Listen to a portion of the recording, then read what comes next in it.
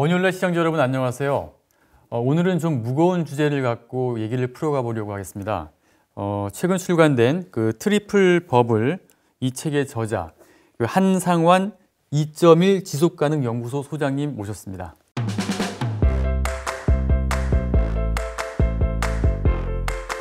안녕하세요. 네, 안녕하세요. 소장님, 이 책 제목이 좀 트리플 더 버블 좀 무시무시한데요. 네. 트리플 버블이라면 이게 세 가지 버블이라는 얘기일 텐데 어떤 버블을 말씀하신 겁니까? 그 세 가지가 첫 번째가 이제 원자재 슈퍼 사이클을 먼저 말씀드려야 돼요. 예. 그러니까 지금 그 세계 각국이 경제 위기에 대응을 하는 데서 돈을 막 퍼붓잖아요. 예. 이 퍼분 돈이 여기 갈 데가 없으니까 여기저기 다 돌아다니다가 드디어 이제 원자재 시장까지 들어갔거든요. 네. 그래서 국제 유가 지금 $60 넘었고, 그렇죠. 철광석 가격도 이전 최고 고점의 근처까지 가서 거기서 왔다 갔다 하고 있고, 구리값 막 올라가고 있고, 올해 뭐 잘해봐야 1% 될 거예요. 1% 되기 힘들지도 몰라요. 예. 그럼 경기가 좋아진 게 아니잖아요. 그런데 세계 시장에서 수요가 조금 땡겨지는 모습이 나오긴 나오거든요. 네. 수요가 땡겨지는 모습은 나오는데 돈은 넘쳐나니까 있는 돈이 다 글로 몰려 들어간 네. 거죠. 그 원자재 슈퍼 사이클이 이미 나타나기 시작을 했고요. 이게 당분간 갑니다. 네. 한번 오면 네. 당분간 갑니다. 그 다음에 두 번째가 이제 수요입니다. 네. 그러니까 수요가 이 팬데믹이 오면서 작년 1년 내내 수요가 위축돼 있었잖아요. 그렇죠. 올해도 집단 면역이 이루어지기 전까지 본격적인 수요 회복은 없습니다. 네. 수요 회복은 되겠지만. 그러니까 수요라는 건 소비를 말씀하시는 거죠? 그렇죠. 소비죠. 예. 소비가 본격적으로 일어나지 못합니다. 네. 우리가 뭐 그렇다고 소비를 안 하는 건 아닌데 수요가 어느 정도로 지금 위축돼 있냐면 예. 미국의 저축률이 역사적 평균이 5%예요. 그러니까 번 돈의 95%는 소비를 하고 5%를 저축을 합니다. 이게 팬데믹 이전에 5%였는데 팬데믹 당시에 그게 한 20% 가까이 치솟았습니다. 저축률이. 네. 그래서 지금 떨어졌을 때 10% 정도 되거든요. 네. 그러면 저축률이 5% 올라갔으면 소비가 5% 줄었다는 얘기잖아요. 그렇죠. 네. 그러니까 소비가 그만큼 줄어 있고 저축이 늘어 있어요. 네. 이게 올해까지 그게 지속이 될 텐데 지속이 되다가 집단 면역이 마무리되는 순간 사람들이 소비가 갑작스럽게 나타날 겁니다. 그렇죠. 예. 폭증하겠죠. 지금 해외여행 하나도 못 가시잖아요. 네. 근데 얼마나 가고 싶어요. 근데 그 사람들이 한꺼번에 다 몰려올 거거든요. 예. 그러면서 수요가 늘고 공급 쪽에서 이제 물가가 올라가는 요인이 있고 수요가 물가를 잡아당기고 이 두 가지가 한꺼번에 그 이제 모든 가격을 확 잡아당기겠죠. 그 인플레이션이 크게 옵니다. 물가 상승. 예. 주가도 오고 물가 상승도 오고 주가 상승도 오고 모든 가격이 부동산 가격도 따라 오르고 쫙 올라옵니다. 네. 여기에 이제 본격적으로 불난집에 그 부채질하는 게 뭐냐? 파월 옐런입니다. 그러니까 이게 삼각파라고 하는데요. 그 바다 쪽에서 이제 배를 타시는 분들은 파도가 두 개가 만나요. 그러면 이게 스파이크가 일어요. 그게 삼각파거든요. 근데 이런 게 큰 게 오면 이 큰 배들도 쪼개진다는 거예요. 잘못 만나면. 근데 거기에 태풍이 붑니다. 그럼 심각해질 거 아니에요. 그렇죠. 지금 태풍이 어디서 오는 거냐면 파월하고 옐런이 이 경기 주식시장은 좋고 부동산 시장은 좋지만 경기는 아직 안 살아나니까 돈을 통화량을 흡수를 못 해요. 안 좋을 것 같으면 미리미리 금리 올리고 통화량 흡수해가지고 그거를 그 물가를 잡고 하는 건데 실물 경기가 안 좋으니까 통화량을 그대로 유지하고 있거든요. 어쩌면 더 많이 퍼볼지도 몰라요. 그럼 통화가 또 밀어올리는 물가 상승이 옵니다. 요 세 가지가 합쳐지면서 그 커다란 버블이 만들어진다. 그래서 제가 트리플 버블이라고 말씀드립니다. 그 말씀하신 이제 세 개의 버블, 트리플 버블이 2023년에 이제 붕괴할 것으로 보시지 않습니까? 왜 2023년인지 2022년이나 2024년이 아니고 그것도 궁금하거든요. 그건 뭐 2022년이 될 수도 있고 2023년이 될 수도 있고 좀 늦어져서 2024년이 될 수도 있는데 제가 2023년으로 본 거는 집단 면역이 올해 내내 가도 될까 말까예요. 그러니까 내년쯤 집단 면역이 된다고 보면 그러면 수요가 그 물가 상승에 동참을 하는 게 내년이거든요. 그럼 그전에 이제 비용 인상으로 물가가 올라가다가 수요가 잡아당겨서 더 올라가죠. 이게 최고로 치솟는 게 제가 보기에는 2022년 말 또는 2023년 초. 그럼 그게 올라가면 그때는 터지겠죠. 어떻게 터지냐?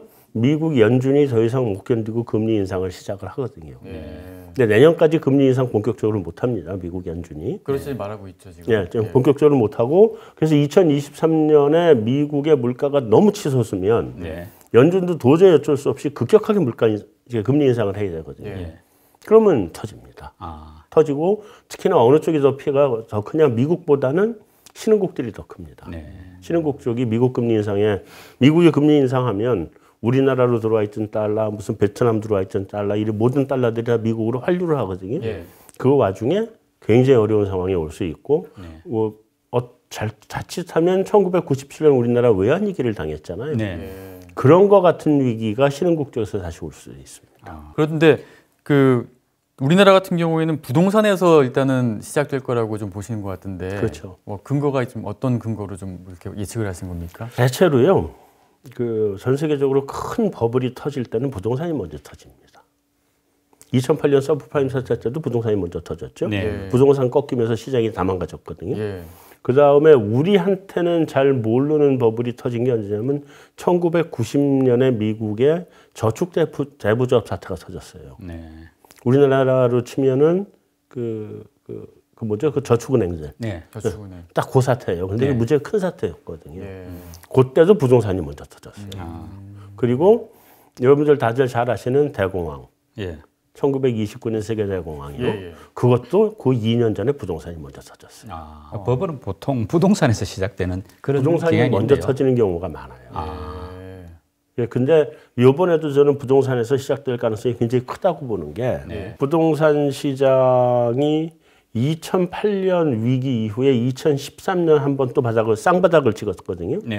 2013년 바닥을 찍고 난 이후에 지금까지 최장기간 상승입니다. 그러네요. 2014년, 4, 5년부터 오르기 시작했으니까. 13년 바닥이에요. 13년 상반기 박근혜 정부 들어설 때가 바닥이에요.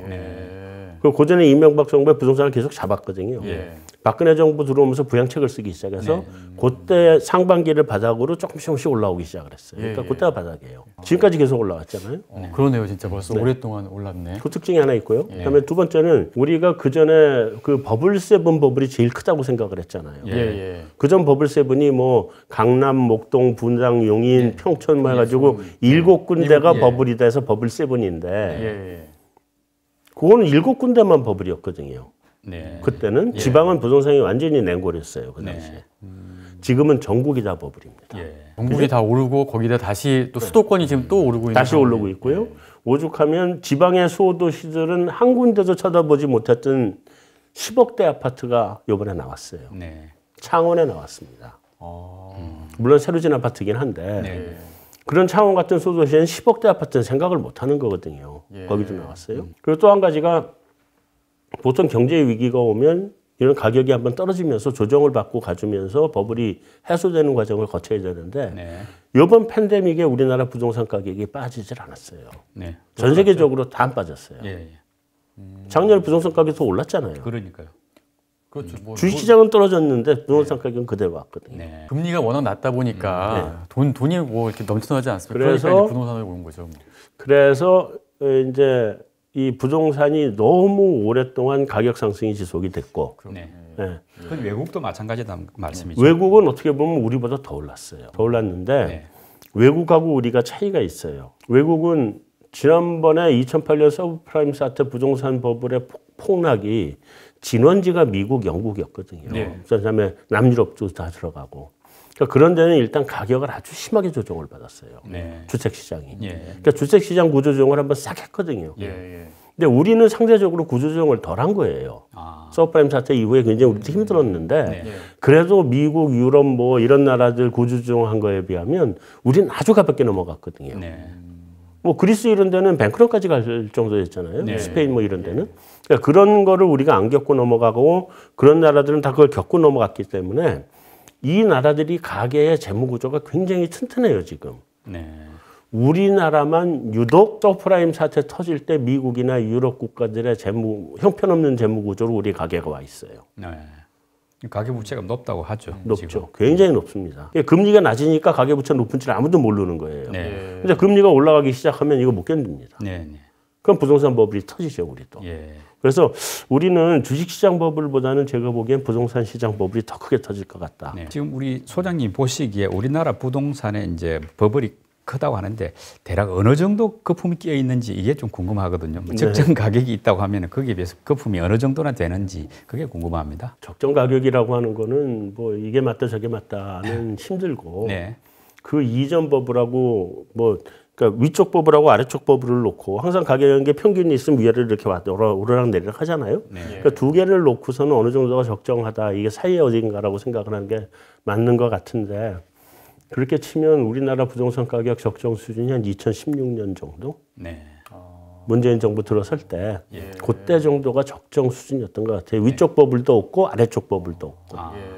그런데 그 이후에 지금 계속 올라왔잖아요. 그 부분이 저는 버블이라고 보는데 이게 그 이후로 계속 올라온 부분에서 뭐를 빼냐? 그동안 물가 상승률하고 GDP 성장률. 네. 그거에서 올라온 부분만큼 빼면 나머지가 버블이라고 저는 보는 거거든요. 네. 보는데 혹시 영끌이라고 요즘 뉴스에 맨날 나오죠? 그렇죠. 영원까지 끌어모아. 네. 네. 작년부터 계속 영끌 네. 매수해가지고선 계속 나오잖아요. 화제가 되지 않았습니까? 네. 근데 집 사는데 영혼을 끌어모아야 돼요? 그게 정상적인 나라예요? 아니잖아요. 못하는 거죠, 뭐. 그러니까 어느 나라든지 아주 정상적인 상태의 경제면 젊은 사람들이 뭐 20대 후반쯤이면 결혼을 해서 직장 생활을 하고 부부가 맞벌이라든 뭐하든 해서 나이 한 40 정도 전후가 되면 자기 집을 장만하는 게 정상적인 부동산 가격이에요. 네. 그건 우리 전 세계 다 똑같아요. 근데 영혼까지 끌어모아서 그거를 사는 건 아니잖아요. 정상적으로 가면 네. 나이 40까지 뭐 자기 소비할 것도 하고 뭐 놀러 다닐 것도 다니지만 또 저축도 하고 이렇게 해서 그 모은 돈 가지고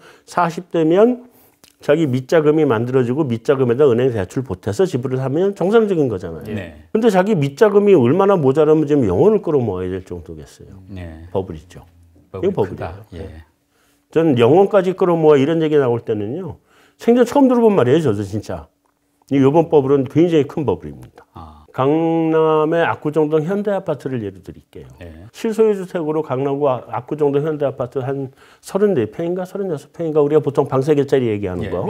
그거 가격을 예로 말씀드리면 서브프라임 세대 터지기 전에 그게 가격이 16억까지 갔었어요. 16억. 네.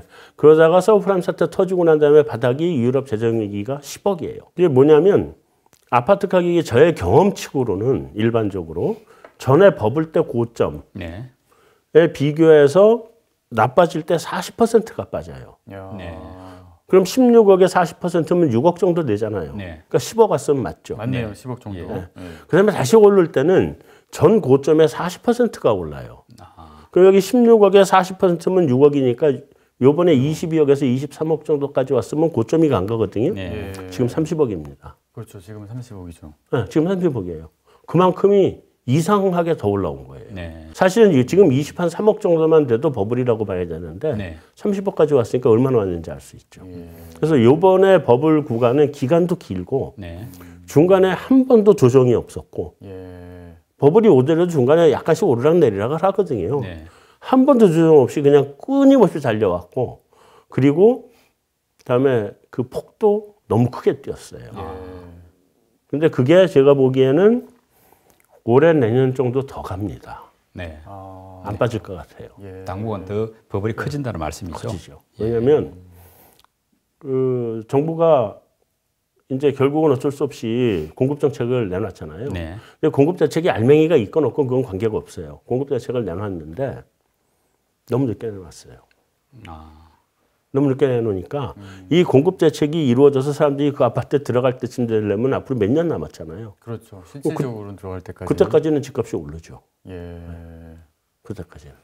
그럼 계속 거품은 몇 년 동안 계속 지속될 수밖에 없다. 저는 올해 내년 정도는 더 올라갈 것 같아요. 이런 상황인데 지금 그러면 거품이 끼어가지고 집값들이 꽤 비싸지 않습니까? 네. 이런 경우에 저 실소유자들은 집을 사야 될지 아니면 지금은 너무 거품이 올랐으니까 좀 매도를 고민해야 될지 어느 단계인지가 궁금하거든요. 그 제일 궁금한 거죠. 예. 네.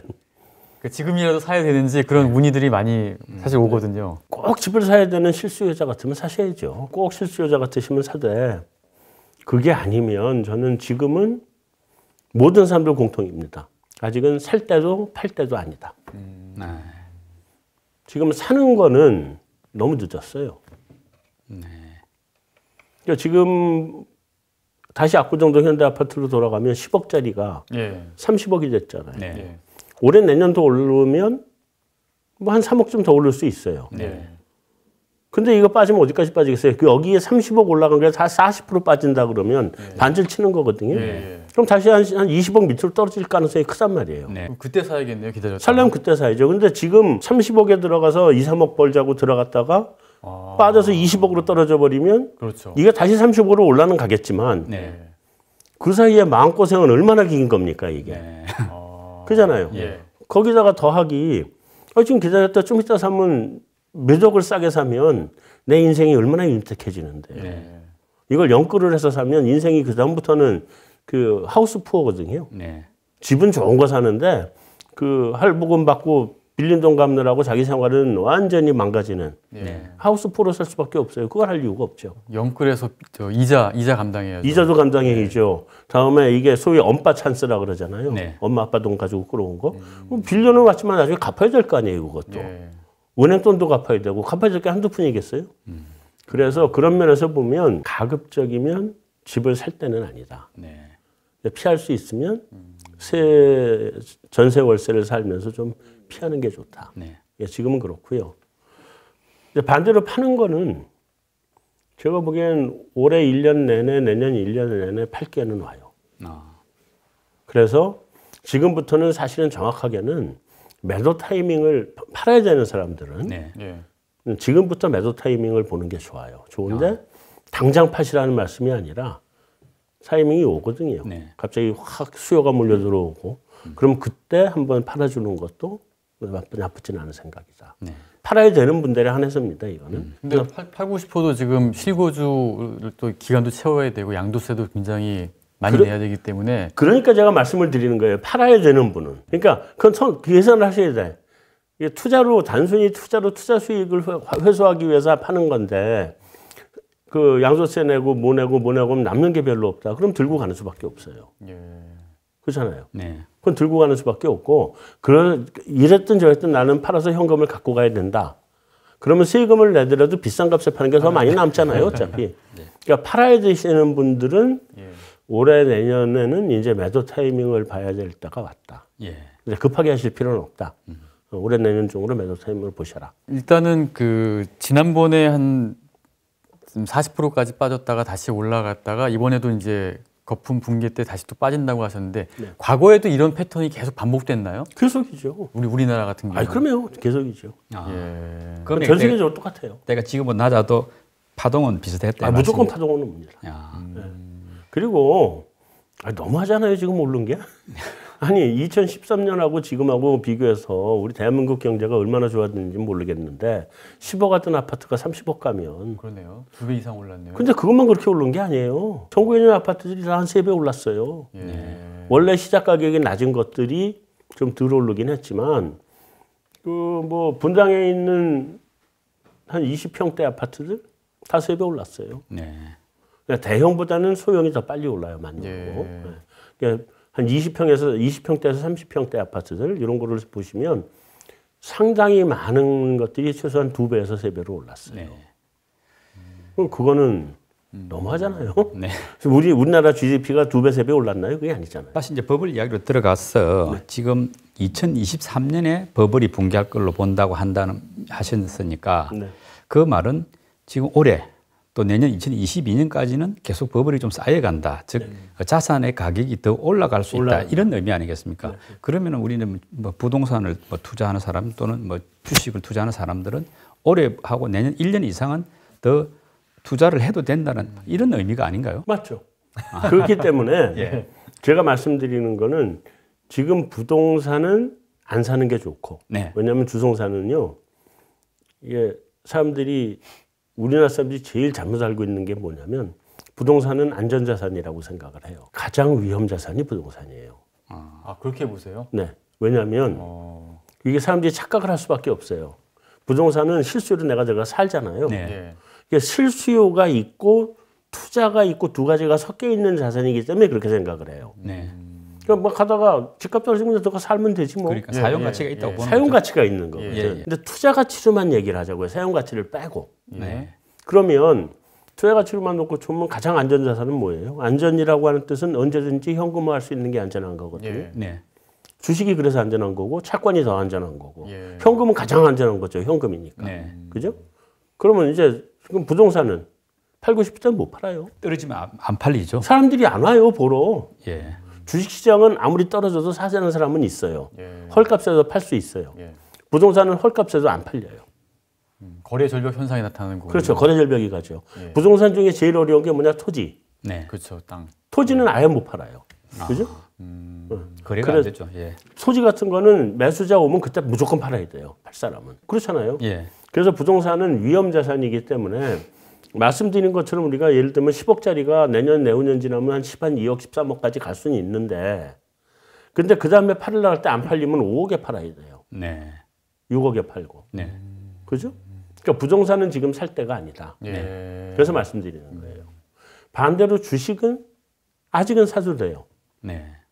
아직은 사도 뭐 한 20, 30%고 이 정도 30, 40%고는 아직 벌 수 있는 기회가 있어요. 네. 그리고 종목별로 지금 이제 이미 미국의 국채 시장의 금리가 올라가기 시작했거든요. 그렇더라고요. 예, 기준금리는 안 올렸지만 예. 국채 시장 금리는 이제 올라가기 시작해서 예. 그래서 지금 이미 이제 시그널이 오기 시작하는데 그럼 돈으로 바꿔라는 시그널이에요. 네. 금리가 올라간다. 기준금리가 올라간다.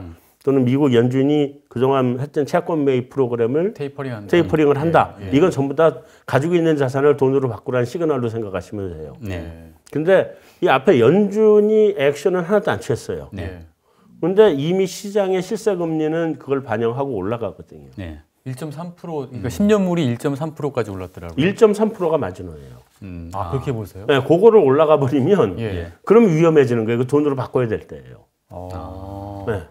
왜 1.3%면 아직도 한참 이제 저금리인데 왜 그렇게 위험 신호를 저금리가 아니에요. 1.3%가. 그렇게 생각하시면 안 돼요. 1.3이 앞으로요 미국 기준금리 올리면은요 네. 몇 프로까지 올릴 수 있을 것 같아요.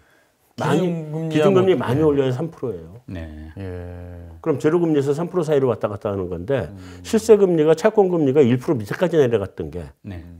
지금 1.3까지 올라온 거는 예. 벌써 시장에서 0.5% 포인트만큼 예. 금리 인상을 반영해 버린 거잖아요. 네. 예. 0.8뭐 이렇게 갔었잖아요. 그렇죠. 기준. 예. 그런 거기 때문에 1.3을 보통 마지노로 지금 보고 있더라고요. 네. 근데 1.3 이상으로 올라가면 예. 물가가 불안하다 이렇게 보는 건데 예. 이렇게 장이 오면은 이제부터는 주식시장에서는 이제 금융장으로 가긴 힘들고 네. 지금까지 유동성 장세였잖아요. 그렇죠. 예. 근데 금리가 올라가기 시작하면 그때부터 실적 장세로 바뀌어갑니다. 네. 유동성 장세할 때는 뭐가 좋으냐? 기술주들이 좋고 네. 예. 실적 장으로 가기 시작하면 이제 나스닥에서 그 다우존스나 S&P로 옮겨오는 거예요. 우리는 코스닥에서 코스피로 옮겨가는 거고. 예.